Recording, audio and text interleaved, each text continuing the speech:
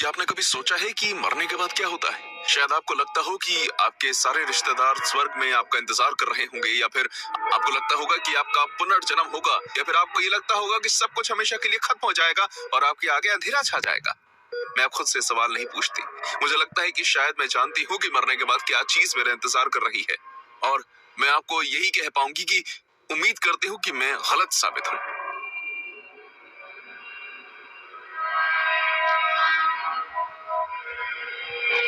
ये सब 22 जुलाई शुक्रवार को शुरू हुआ। सुहाना दिन था और मैं अपने बॉयफ्रेंड के साथ ज्योतिष के पास जा रही थी। मैं ये जरूर बताना चाहूंगी कि मैं अपना भविष्य जानने के लिए बहुत उत्सुक थी, खासकर इसलिए क्योंकि मैं हाल ही में एक जॉब इंटरव्यू देकर आई थी। इतनी ज्यादा उत्सुक होने के कारण मैंने ध्यान ही नहीं दिया कि एक गाड़ी तेज गति से मेरी तरफ आ रही थी। क्या बदतमीजी है ये? आखिर तुम्हारी? जैसे ही मैंने ड्राइवर की तरफ देखा, मेरा सारा गुस्सा फौरन उतर गया और डर में बदल गया। उस ड्राइवर की शक्ल नहीं थी, उसका सर इधर उधर हिल रहा था जैसे एक आम आदमी के साथ नहीं होता, और साथ ही साथ उसके माथे से अजीब सा लिक्विड बह रहा था।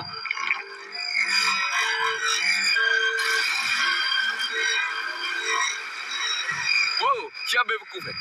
क्या तुम ठीक हो जान? हाँ हाँ, बस थोड़ा झटका लगा।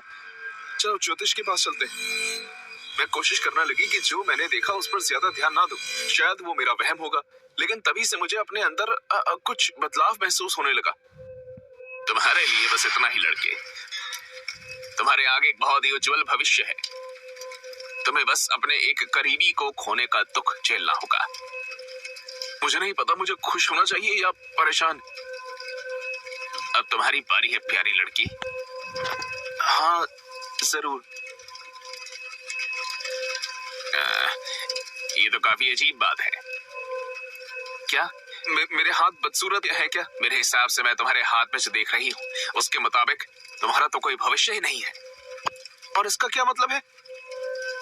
डार्लिंग, जहां से मैं देख रही हूँ तुम मर चुकी हो। अच्छा रायन, हम चल रहे हैं। आपका बहुत बहुत शुक्रिया। कोई बात नहीं, मुझे यकीन है कि हम दोबारा जरूर मिलेंगे, वो भी बहुत ही जल्द। ये क्या बकवास थी? मुझे लगता है कि वो औरत थोड़ी सनकी है। जो भी हो, चलो यहाँ से। उस दिन के बाद से बहुत दिन बीत गए और सब कुछ और भी ज्यादा अजीब होता गया। मुझे हमेशा ही थकान रहने लगी, जैसे मेरा शरीर मुझे स्वीकार ना कर रहा हो। मैं बिना वजह डिप्रेस रहने लगी। मुझे घर से बाहर निकलने का मन नहीं करता था। अगले हफ्ते मैंने खुद को जबरदस्ती घर का सामान लेकर आने के लिए तैयार किया। मुझे बाहर निकलने का एक बहाना चाहिए था। वो मेरी जिंदगी की सबसे बड़ी गलती थी। घर से पैर बाहर निकालने से लेकर घर के अंदर वापस आने तक लोग मुझे घूरते रहे, बिना मुझसे बात किए, बिना मुझे कोई भाव दिए। अपने काम को छोड़कर वो बस मुझे ही घूर रहे थे। यहाँ तक कि सुपरमार्केट में काम कर रहे कैशियर ने भी बिना मुझसे कोई भी बात किए मुझे मेरा सामान दिया। वो भी बस मुझे देख रहा था। जब मैं सामान लेकर वापस आ रही थी तो चीजें और भी खराब हो गई। लोग सिर्फ मुझे घूर ही नहीं रहे थे, अब वो मेरा पीछा भी कर रहे थे।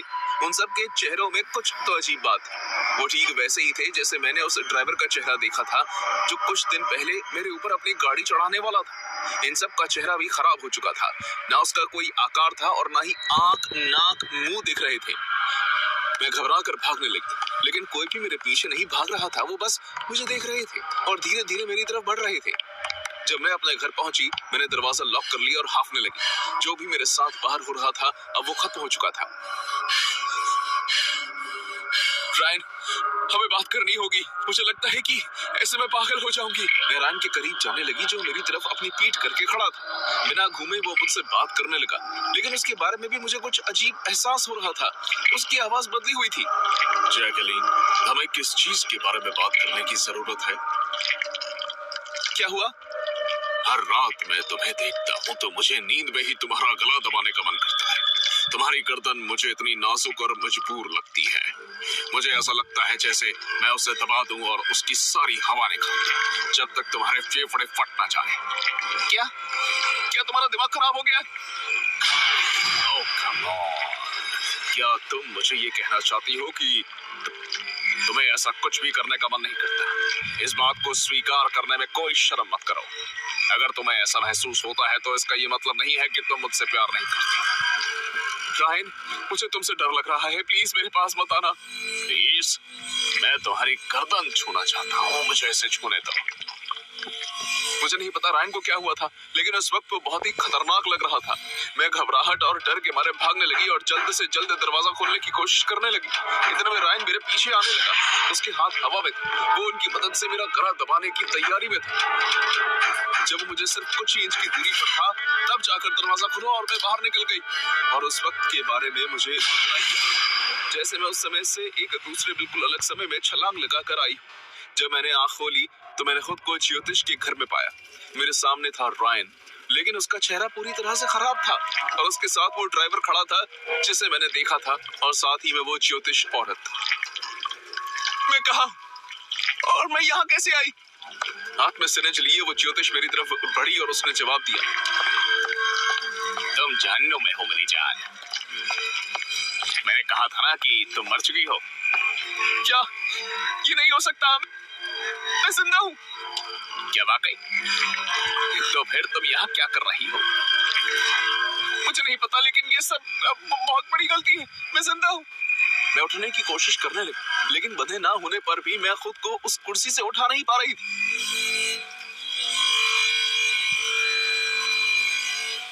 यहाँ तुम्हें बचाने कोई नहीं आएगा लड़की, ये सब तुम्हें दर्द देना चाहते हैं। लेकिन मैं यहाँ आई कैसे? मैंने तो कुछ भी गलत नहीं किया, तो जहन्नुम क्यों? और तुम्हें ऐसा क्यों लगता है कि और भी कोई जगह है? ये नहीं हो सकता, मैं मर नहीं सकती। ओह, इसके लिए अपने आंसू बर्बाद मत करो। तुम्हें अंदाजा भी नहीं है कि तुम कितना और दुख झेलने वाली हो। क्या होने वाला है मेरे साथ? तुम मुझे किस चीज का इंजेक्शन लगा रही हो? मैं तुम्हें बता देती, लेकिन मुझे नहीं लगता कि मेरे पास इस चीज के लिए कोई शब्द है। उस ज्योतिष ने सिरिंज की मदद से मेरी बाएं आंख पर इंजेक्शन घुसा दिया। मुझे ऐसा भयंकर दर्द का एहसास हुआ जिसके बारे में मैं कभी सोच भी नहीं सकती। ऐसा लग रहा था जैसे इंजेक्शन के जरिए मेरे शरीर में आग डाली गई है। मुझे ऐसा महसूस हो रहा था जैसे मेरे शरीर के अंदर का खून बाहर निकलने की गुहार लगा रहा हो। मेरी आंखें, मेरा मुंह, मेरा दिल जैसे फटने ही वाला। वो ज्योतिष अपने हाथों की ओर देखती है, मेरे कान की तरफ आती है और वो कहती है, तुम्हारे आगे एक बहुत ही उज्जवल भविष्य था। तुम जिस नौकरी के पीछे भाग रही थी वो तुम्हें मिल जाती, तुम्हारी खुशहाल जिंदगी होती, लेकिन अब ये सब खत्म हो चुका है। तुम यहाँ अपने वक्त से पहले आ गई, लेकिन मैं पूरी कोशिश करूंगी कि तुम्हें इससे कोई शिकायत ना हो।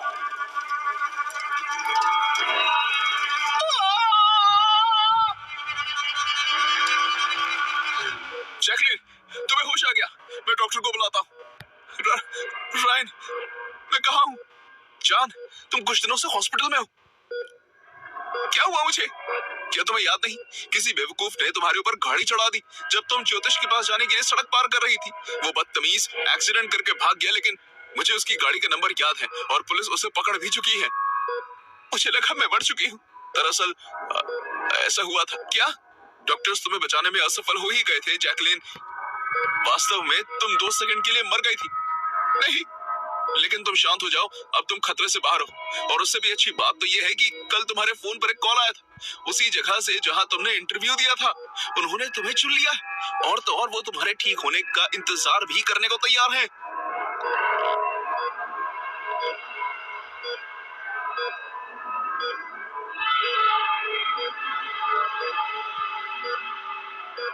जैकलिन, क्या हुआ?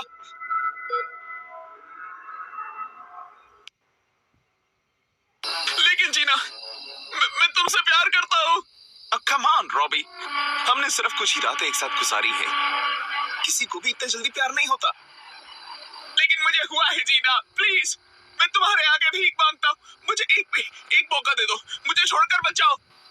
अब बच्चों की तरह मत रो रॉबी। अब बस मुझे तुम्हारे साथ और नहीं रहना।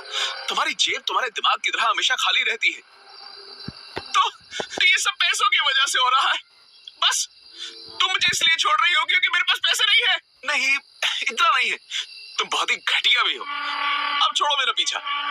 जीना मुझे ठोकर मारकर वहां से चली गई और मैं सड़क के किनारे अंधेरे में अकेला खड़ा रहा। तभी मेरे बाएं ओर बने एक घर से मुझे एक औरत की आवाज आई, ऐसे तुम्हें वो लड़की वापस नहीं मिलेगी। मैं तुम्हारी मदद कर सकती हूँ अगर तुम चाहो तो। मेरे रोंगटे खड़े हो गए। अजीब सी दिखने वाली एक बंजारा औरत अपने घर के आंगन पर खड़ी थी। मैंने उसके घर के बाहर एक चमकीला साइन बोर्ड देखा जिस पर लिखा हुआ था साइकिक लेडी पर्ल, $15 पर रीडिंग। मैं पहले से भी बहुत बुरे हाल में था तो मैंने सोचा क्यों नहीं।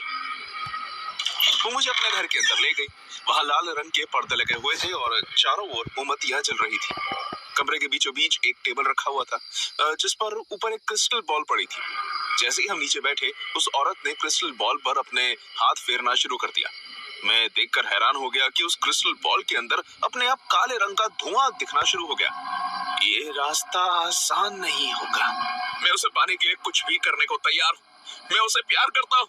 तुम्हें उस पर प्यार का जादू करना होगा, सिर्फ तभी वो वापस आएगी। ये लो। उस औरत ने मुझे एक छोटी कांच की शीशी दी जिसमें पानी जैसा कुछ था।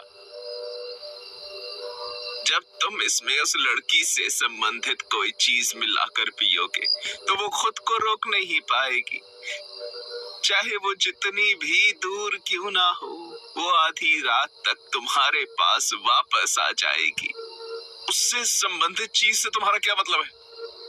बेवकूफ लड़के, बेकार के सवाल पूछकर मेरा वक्त बर्बाद मत करो। उसके सर के बाल या फिर उसके हाथ का नाखून, कुछ भी हो उसके शरीर से जुड़ा हो। ठीक है, लेकिन क्या तुम्हें यकीन है कि ये काम करेगा? तुम्हारी हिम्मत कैसे हुई लेडी पर्ल पर शक करने की, बदतमीज? प्लीज मुझसे नाराज मत होइए। मैं बस बेकरार हूँ। वो मेरी जीवन साथी और मैं। घर जाओ और जैसा मैंने कहा है ठीक वैसा ही करना। वो रात ढलने से पहले तुम्हारे पास होगी। मैंने उस औरत को $15 दिए और मैं वो शीशी लेकर घर पे आ गया।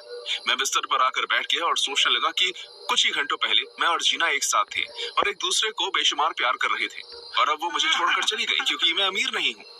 नहीं जीना, मैं इतनी जल्दी तुम्हारा पीछा नहीं छोड़ूंगा। मैं सीधे वॉशरूम में गया और जो कुछ भी जीना छोड़कर गई थी उसे देखने लगा। मुझे डस्टबिन में उसकी कंघी के अलावा ज्यादा कुछ तो नहीं मिला। चाहे ये सुनने में जितना भी घटिया क्यों ना लग रहा हो, लेकिन मैं उसमें से एक लंबा बाल निकालकर उसे शीशे में डाल देता हूँ। जैसे उसके बालों ने शीशी में रखे लिक्विड को छुआ, वो लाल रंग में बदल गया। मैंने खुद को शीशे में देखा। मुझे यकीन नहीं होता कि मैं ये सब कर रहा हूँ। खैर, मैंने एक ही घूंट में वो गंदा लिक्विड पी लिया और फौरन मुझे अपने गले से एक गर्म पानी के उतरने का एहसास होने लगा। मेरे सामने सब कुछ धुंधला हो गया। मैंने सिंक को पकड़ लिया ताकि मैं गिर न जाऊं। कुछ सेकंड्स तक मैं उसी तरह बाथरूम में खड़ा रहा और सब कुछ पहले की तरह नॉर्मल हो गया। मैं अपने कमरे में वापस आया और मैंने घड़ी में टाइम देखा। 10:30 बज चुके थे। मैं इतना ज्यादा उत्साहित था कि मैंने रात का खाना भी नहीं खाया। मैं बिस्तर पर लेटा और सोने के लिए अपनी आंखें बंद कर ली। मैं दरवाजे की तरफ भागा और एक ही झटके में मैंने दरवाजा खोल दिया। बिजली कड़की और वो मेरे सामने थी। जीना, तुम? हाँ, वो वापस आ गई। वो शांत चेहरे के साथ मेरे दरवाजे पर खड़ी थी। उसके चेहरे पर कोई गुस्सा नहीं था, ना कोई इनकार, बस उसका सुंदर चेहरा मुझे ही देख रहा था। क्या मैं अंदर आ सकती हूँ? हाँ, अंदर आओ, ये तुम्हारा ही घर है। वो अंदर आई और मैंने दरवाजा बंद कर दिया। मैं मन ही मन लेडी पर्ल का शुक्रिया करते हुए चिल्लाने लगा, बहुत बहुत शुक्रिया, आपने मुझे मेरे जीवन साथी से मिला दिया। जीना सोफे पर जाकर बैठ गई, लेकिन उसके अंदर कुछ अजीब हरकतें दिख रही थी। वो अलग बर्ताव कर रही थी। वो अपनी आंखें नहीं झपका रही थी, जैसे उसे कुछ नजर ना आ रहा हो। उसका शरीर फीका पड़ चुका था। मुझे एहसास हुआ कि उस जादू ने जीना को पुतले जैसा बना दिया है। लेकिन कोई बात नहीं, जब वो मुझे उतना ही प्यार करने लगेगी जितना मैं उससे करता हूँ, मैं लेडी पर्ल से मिलकर जीना के ऊपर से प्यार का जादू उतरवा दूंगा। मैं उसके पास जाकर बैठ गया और मैंने उसका हाथ पकड़ लिया। जीना, मैं बहुत खुश हूँ कि तुम वापस आ गई हो। मैं वादा करता हूँ कि मैं बहुत पैसे कमाऊंगा और फिर तुम्हारे पास मुझे छोड़कर जाने की कोई वजह नहीं होगी, कसम से।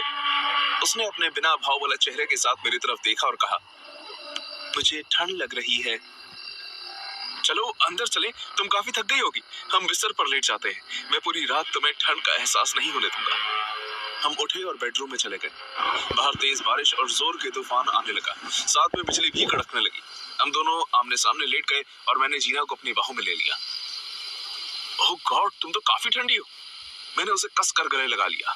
मुझे उस पर जादू करके बुरा लगने लगा, लेकिन मेरे पास और कोई रास्ता नहीं था।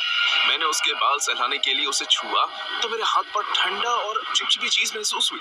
उसके पीछे के बाल पूरी तरह गीले थे। मुझे अच्छी तरह याद है जब वो दरवाजे पर आई थी तो बारिश नहीं हो रही थी, तो फिर उसका सर पीछे से गीला क्यों था? कमरा में अंधेरा था इसलिए मुझे ठीक से नहीं दिख रहा था, लेकिन जैसे ही बिजली की रोशनी हुई तो मैंने अपना हाथ पर कुछ लगा हुआ देखा। मैंने बेड के साइड पर लगे हुए लैंप को जलाया और जो मैंने देखा उसे देखकर मेरे होश उड़ गए। मेरे हाथ पर जो लगा हुआ था वो बारिश का पानी नहीं बल्कि गंदा लाल रंग का खून था। और तभी मेरा फोन बजा और मैंने देखा कि मेरी मॉम मुझे फोन कर रही थी। मैं हिलने के लिए इतना हैरान था कि फोन खुद ब खुद वॉइस मेल पर चला गया और मैंने अपनी मॉम को कहते हुए सुना, एंड्रयू तुम कहाँ हो? जैसे ही तुम्हें मेरा मैसेज मिले प्लीज मुझे फोन करो। मैंने एक बहुत बुरी खबर देखी है। जिस लड़की को तुम डेट कर रहे हो उसकी खबर टीवी पर आ रही है। पुलिस क्राइम सीन पर है। मैं अभी उसकी तस्वीर टीवी पर देख पा रही हूँ। पुलिस उस लड़की के करीबी दोस्तों को पुलिस से संपर्क करने के लिए कह रही है। उन्होंने बताया है कि कार एक्सीडेंट में जीना की मौत हो गई है। प्लीज तुम जल्द से जल्द मुझे फोन करो। मैंने अभी भी जीना को अपने बाहों में लिया हुआ था। उसका चेहरा मेरी छाती से लगा हुआ था। मैं महसूस कर सकता था कि मेरा शरीर डर के मारे सुन्न पड़ गया। मैंने धीरे धीरे उसे खुद से अलग किया और वो सीधे मेरी तरफ ही देख रही थी। उसकी आंखों से खून की आंसू निकल रहे थे। उसने रोती हुई आवाज में पूछा, मुझे ठंड क्यों लग रही है एंड्रयू? मेरे होठों ने बोलना बंद कर दिया। मेरे दिल ने धड़कना बंद कर दिया। अगर जीना मर चुकी है तो मेरी बाहों में कौन है? और तभी लेडी पर्ल की बातें मेरे दिमाग में घूमने लगी। जब तुम इसमें उस लड़की से संबंधित कोई चीज मिलाकर पियोगे तो वो खुद को रोक नहीं पाएगी, चाहे वो जितनी भी दूर क्यों ना हो। वो आधी रात तक तुम्हारे पास वापस आ जाएगी। जीना का रोता हुआ चेहरा अब खतरनाक मुस्कान का रूप ले चुका था। क्या तुम मुझे रात भर ठंड से नहीं बचाओगे?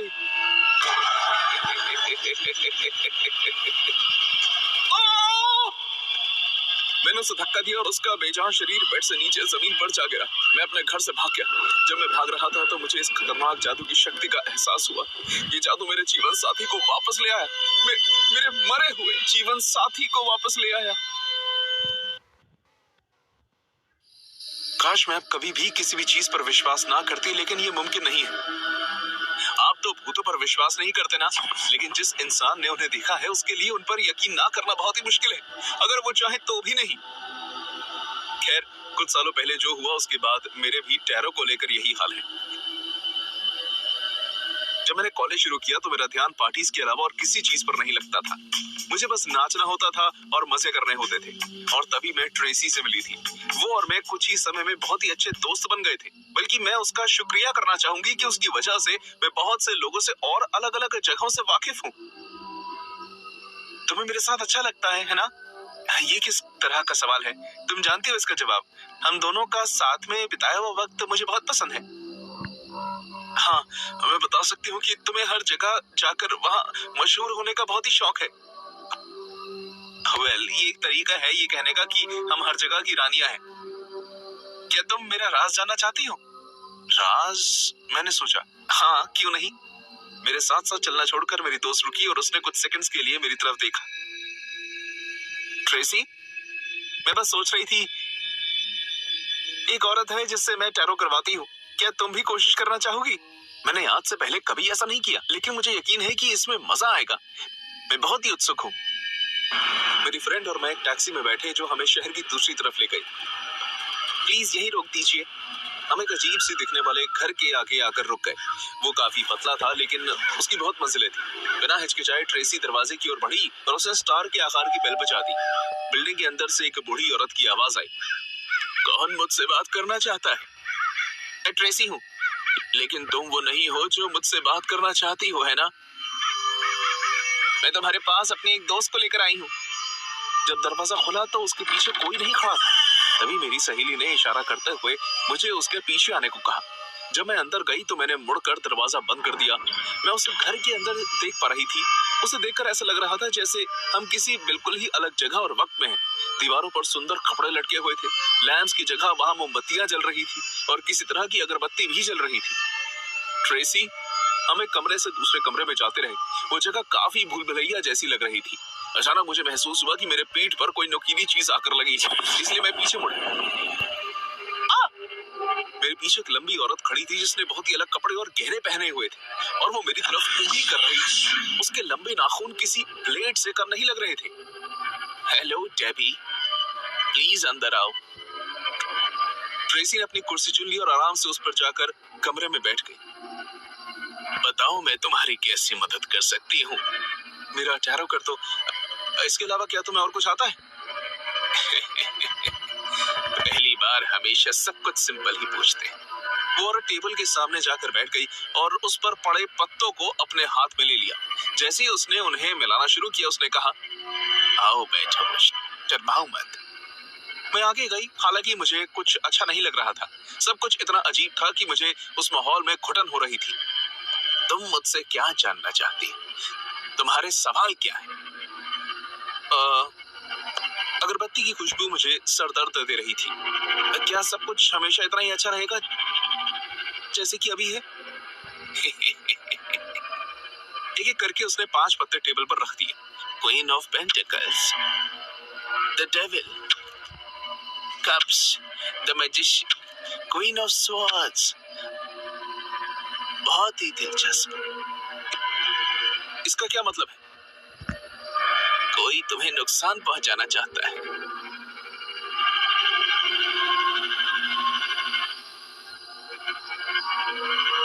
हाँ, मैं समझी नहीं। अचानक मुझे अपने माथे पर कुछ महसूस होने लगा। वो औरत बोलती रही और मैंने अपने माथे पर हाथ लगाया। मैं महसूस कर सकती हूँ उसकी अस्थिरता, उसकी बुद्धिमत्ता। वो कामयाब हो जाएगी।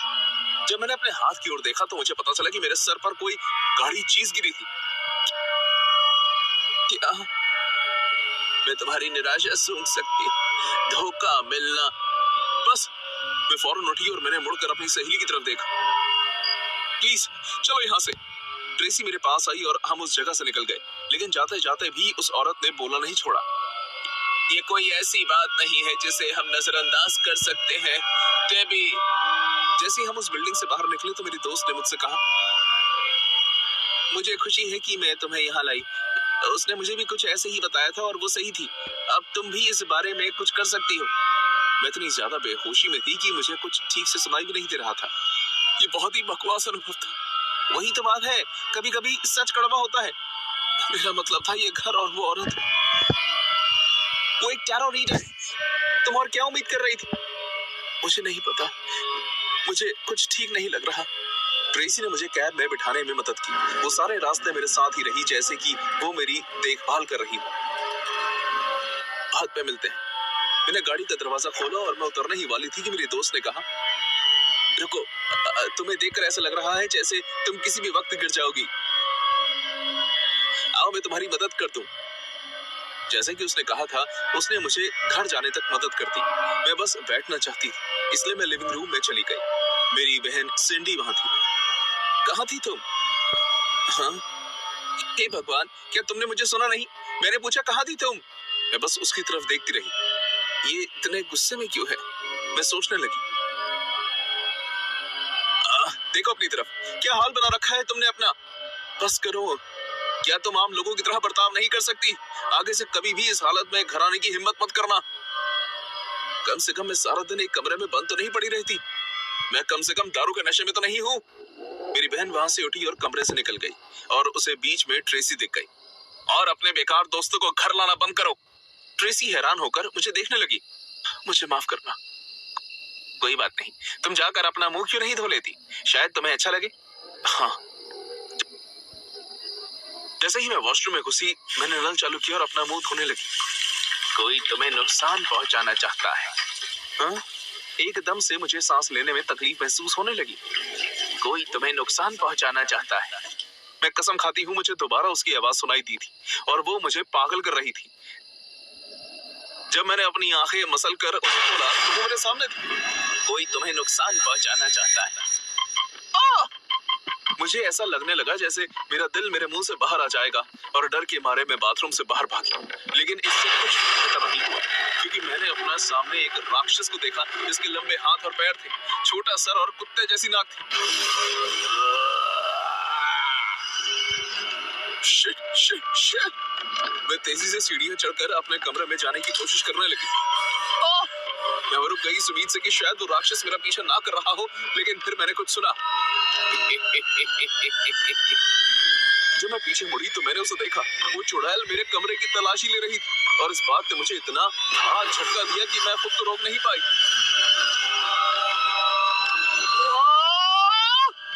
मैं गुस्से में उसकी तरफ कूद पड़ी। तुमने मेरे साथ क्या किया है चुड़ैल कहीं की? इस बार मैं बिना सोचे अपने हाथों से उसका गला दबाने लगी। छोड़ो, छोड़ो, ये मैं हूँ, Debbie. Cindy, oh my god, मुझे माफ करना। जितना जल्दी हो सका मैं उससे दूर हट गई। तुम्हारी दोस्त बीमार है। मेरी बहन ने अपना हाथ से कुछ गिराया, एक कांच का ग्लास जिसमें कुछ सामान था, जैसे कि बालों का गुच्छा। जब मैं पीछे मुड़ी तो मेरी दोस्त वहां खड़ी थी और मुझे देख रही थी। मुझे इसका एक एक सेकंड देखकर बहुत मजा आया। जैसे उसने ये कहा मुझे हर चीज अच्छे से समझ आने लगी। वो सही कह रही थी कि कोई मुझे नुकसान पहुंचाना चाहता है। उसने तुम्हारे बारे में भी ठीक कहा। जलन से भरी हुई लड़की। उस दिन के बाद से मैं खुद को उस टैरो रीडर के पास जाने से नहीं रोक पाई। मैं जानती हूँ कि ये ठीक नहीं है, लेकिन मुझे छोटे से छोटा सच भी जानना है।